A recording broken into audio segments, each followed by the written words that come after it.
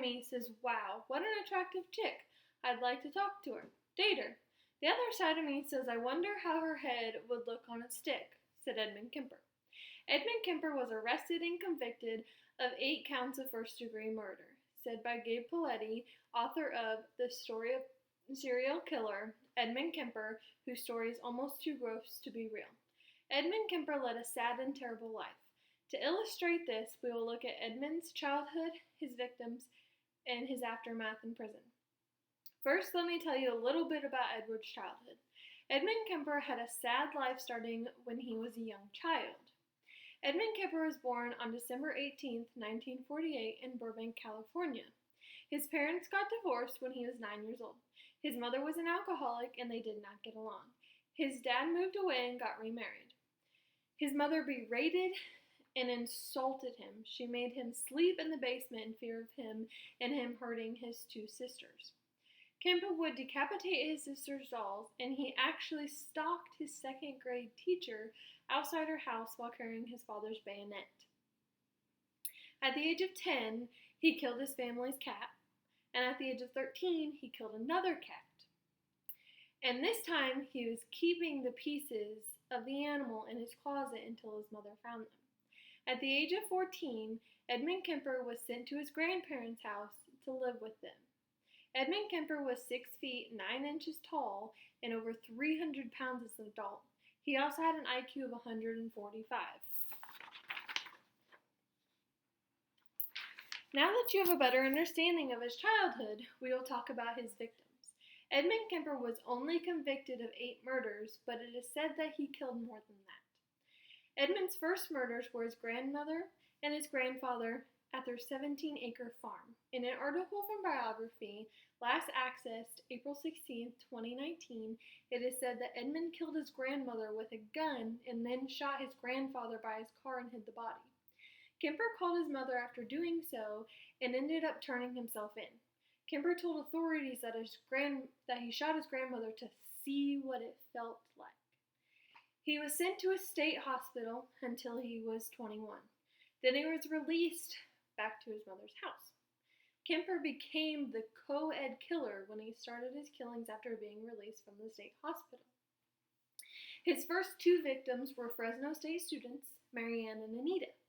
Edmund strangled and stabbed Marianne and then stabbed Anita afterwards. He brought their bodies back to his apartment and did sexual acts to the bodies and dismembered them. Marianne's remains are found, but Anita's never were. He picked up Akio Ku and he stabbed and strangled her and had sexual actions with her body also. His next victim was Cindy, whom he shot and killed. He took her body back to his house and he dismembered it. He threw her remains into the ocean where they found later because they washed up on the shore, but he buried her head in his mother's garden. His next victims were Rosalind and Alice from the university his mother worked at. He shot them both. He dismembered their bodies and decapitated them. He also removed the bullets from their head and hid the body parts in different locations. Rosalind and Alice's body parts were found by hikers roughly a month later. His last 2 victims were his mother and her friend. In April of 1973, one night him and his mother had an unpleasant exchange. Edmund attacked his mother after she went to sleep that night by striking her in the head with a hammer and cutting her throat with a knife. He cut off her hands and he decapitated her, but he also threw her larynx and her tongue in the garbage disposal. The garbage disposal couldn't break up the tissue of the larynx and the tongue, so it spit it back out into the sink. He hid his mother's body and called her friend and coerced her into coming over. He then strangled Sally shortly afterwards and hid her body in the closet. The next day, he drove all the way to Pueblo, Colorado, where he called the cops and confessed to the murders. The cops did not believe him at first, but after several interrogations and evidence, they found he was, in fact, the famous co-ed killer. Lastly, we will talk about his life in prison. Edmund Kemper was sentenced to life in prison. An article in Murderpedia, Marley McLeod said that upon his return to Santa Cruz, Kemper took the police to various disposal sites. Edmund's public defender tried to plead insanity for Edmund. Kemper went to trial in October of 1973. He is being charged for 8 counts of first-degree murder. He was convicted of all 8 counts in early November.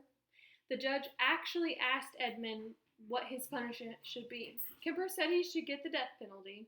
The judge did not agree and sentenced him to life in prison. Kemper was put away in 1973 and still remains in prison. Kemper remains eager to talk about his crimes.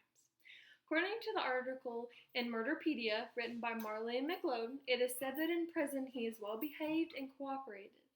It is also said that he seems to take pride in his killings and his status of a genius serial killer that helped aid in his own capture and conviction. In conclusion, Edmund Kemper led a sad and terrible life. Edmund Kemper had a sad childhood, killed roughly 10 or more victims, and he was sentenced to life in prison. Edmund Kemper is 71 years old to this day and is still alive. He is in California's medical facility in Vacaville, California. Thank you.